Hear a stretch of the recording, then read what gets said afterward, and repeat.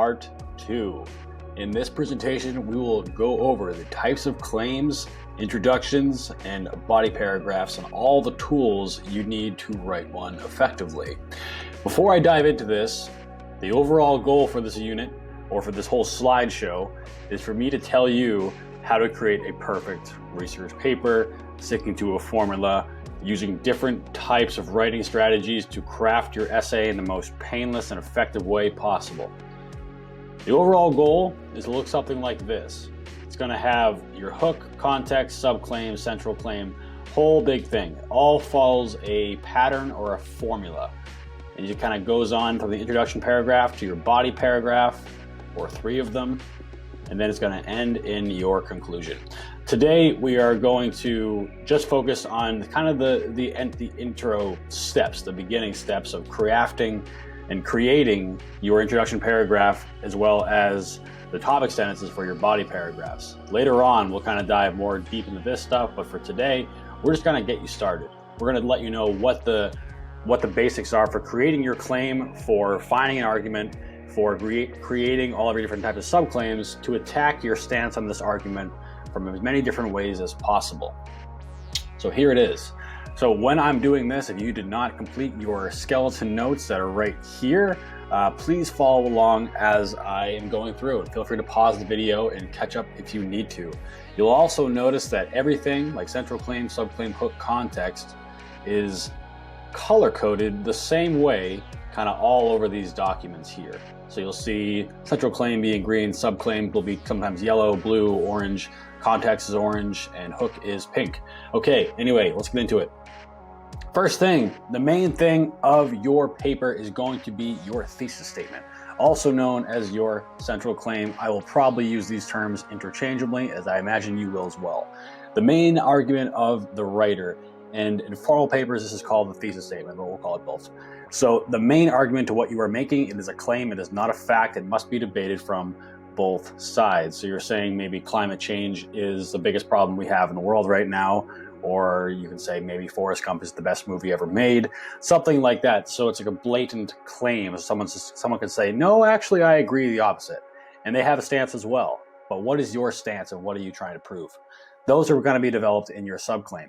These are individual claims that support your central claim, and they're also mentioned in your introduction paragraph.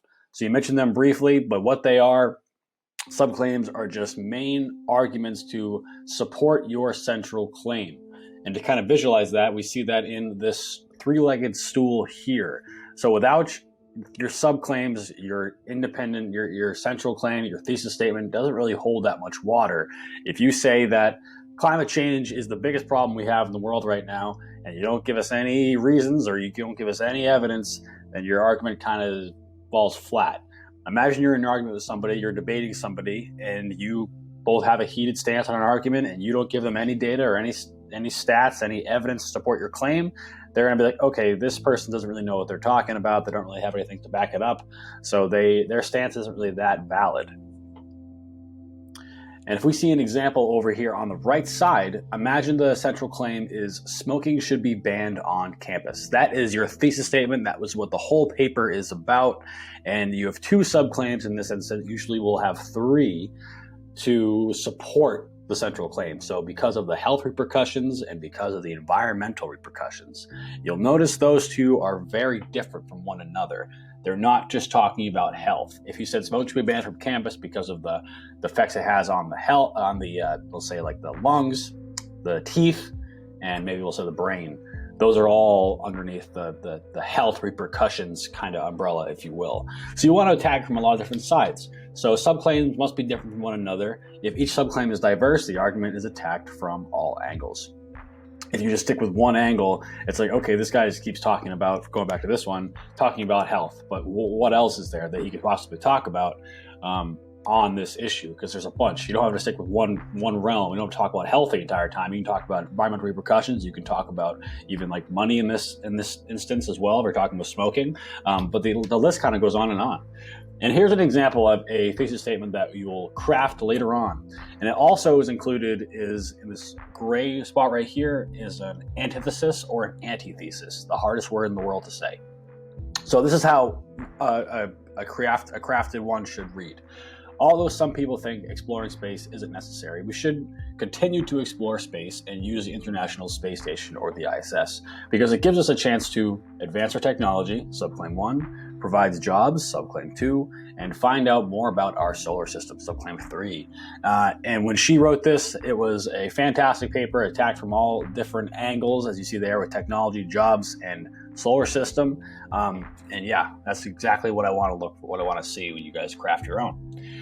All right, so in this sample paragraph, you will see there's a highlighted section in green. That green right there is the central claim. That is the main argument of this paper. Bananas should be banned from our country. And you'll see in the paragraph as well, a little bit above, you'll see another sentence.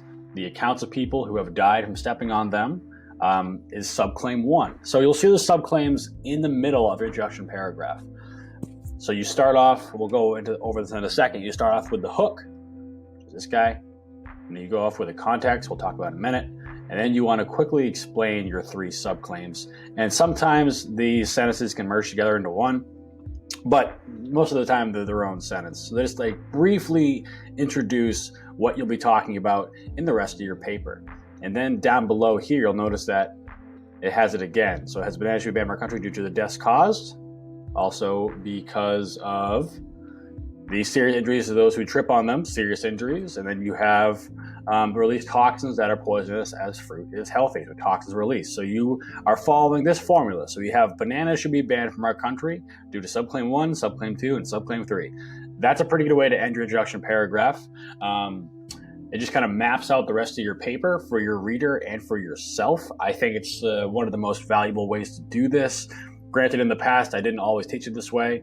This year, I really wanted to try it with you guys because I think that it's the easiest, most efficient, the best to kind of visualize and see. So we're going to try this out this year. I think it's going to work really well for us. So you have subclaim 1, 2, and 3, followed by the central claim. And you'll see that those are all mentioned in this introduction paragraph above. And as I said before, this right here is the hook. So a hook is going to be the thing that draws your reader's attention. So you have, it's usually the first, actually it's always the first sentence, introduction paragraph. So it's going to be the thing that draws your reader's attention. It can be a quote, a shocking statistic, a brief story or anecdote, a strange fact, etc. I know this is a question, but try to avoid using a question if possible. Other options are better. If you were to do one on climate change, to stick with that example, you maybe start off your essay by saying the ice caps have melted 85% over the last 10 years, and that's totally made up, but still something along those lines. Or maybe you wanted to do one about like Forrest Gump. You can say Forrest Gump has a 94% rating on Rotten Tomatoes out of 10 billion people that watched it, or something like that. Just kind of be like, okay, wow, that's really impressive. That's a lot. Usually the more shocking is the better the hook will be. It really draws kind of your reader in. Think of the things that you've read in the past, and they always have like that one thing that really captivates you and draws your attention in.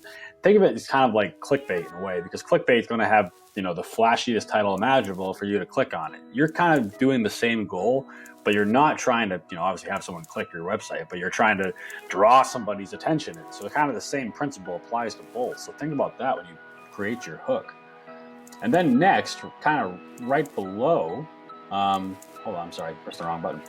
Right below that, you have this orange part right here. So as millions of Americans do every year. So in fact, more than 6,000 people in the United States are victimized annually by banana peels. So the purpose of this is the context or the bridge. This is a sentence or two, or maybe even 3, it's fine, that explains your topic, but not your opinion on the topic after the hook. So it's not going to explain what your opinion and your stance on this issue is, but rather it's going to give the reader everything they need to know so they don't be totally lost when they read your paper, because you know what you're going to say, you know all about this issue, you know your stance, your subclaims, you know everything about it. You're ready to write the paper, you're ready to go, but maybe they just are way behind you and they don't understand the basic principle of what the issue is you're trying to accomplish. So somebody came down from Mars, or somebody doesn't really know anything about climate change, you want to quickly explain to them why it's an issue, why you're talking about it, why you're telling them about it, why you're defending a stance on the argument. If they don't know what it is, they're not going to care what side you're on. You got to quickly just elaborate on what it is. It doesn't have to be that much. You just need a little bit to explain to them what the issue is, so that they aren't totally confused and put your paper down. Like if they can't follow along what's going on, why would they read it? What's the point? You need to quickly explain what that paper is. And then a little sidebar here. For those of you in honors, I'm going to hold you guys to this standard here. And if you are not in honors, you want to try this out, I encourage it. So this is an antithesis. So an antithesis kind of goes right before your central claim, and it's an argument against what you're proving. The purpose of this is going to be to kind of gain credibility. So if we were to stick, let's go back to the example we saw before here. We did, the central claim was this in green. We should continue to explore and use the ISS. She included an antithesis right below it, so right before it rather. So although some people think exploring space isn't necessary. So what is that? Why is that there? That is the antithesis. That's a quick sentence, or maybe not even a full sentence, right before a central claim to say, hey, I've considered both sides. I've seen that people don't want to explore space for all these reasons, but I think we still should, you know? Like they'll say climate change, they'll say maybe even there are bigger problems in the world we need to tackle right now. Climate change is still the #1 priority, because you're thinking probably to yourself that if I say climate change is the biggest issue in the world, you're probably like, okay, there are a ton of issues in the world, especially right now in the time we live in. So if I were to make a claim that climate change is going to be this biggest issue that we have at this current moment, it better be a good central claim, better have some pretty dang good evidence to back that up with some subclaims. But you're probably thinking like, you know, even though we have coronavirus all over the world, that's a good antithesis right there. And then the central claim being climate change is the most important thing in the world. To stick with that example. So here's an example that we used for the banana example before. So we did, if we were to map out this whole paragraph right here to what it looks like, kind of as a formula, you have hook, context, subclaim, subclaim, subclaim. And then here's an antithesis kind of focusing on the idea that bananas should be banned from our country. So although bananas provide potassium to millions of Americans, that is a claim against the central claim here due to the deaths, serious injuries, and toxins released. So it's just something to kind of debate against your central claim. And then in your notes, I want you guys to kind of go through and highlight all of these aspects here. So you'll see the hook is going to be in pink, context or the bridge is going to be in orange. The subclaims can be in yellow, and then the central claim is green. And this is a different paragraph than the bananas one before.